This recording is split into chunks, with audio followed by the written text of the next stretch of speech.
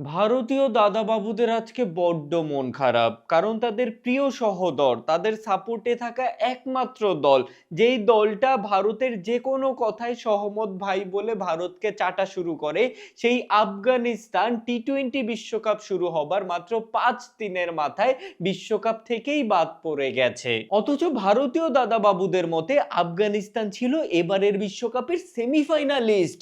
দেখুন, আফগানিস্তান যে একেবারে বাজে দল সেটা বলছি না, কিন্তু ইংল্যান্ড, নিউজিল্যান্ড, পাকিস্তানের মতো দলকে সাইডে রেখে আফগানিস্তানকে তারা সেমিফাইনালে তুলে দিয়েছিল বিশ্বকাপ শুরু হবার আগেই।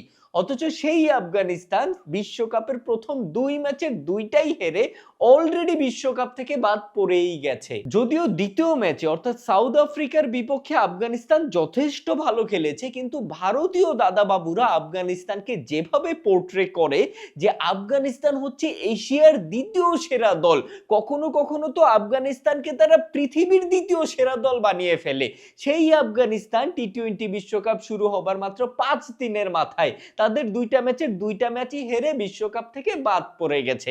তাই ভারতীয় দাদাবাবুদের আজকে বড্ড মন খারাপ।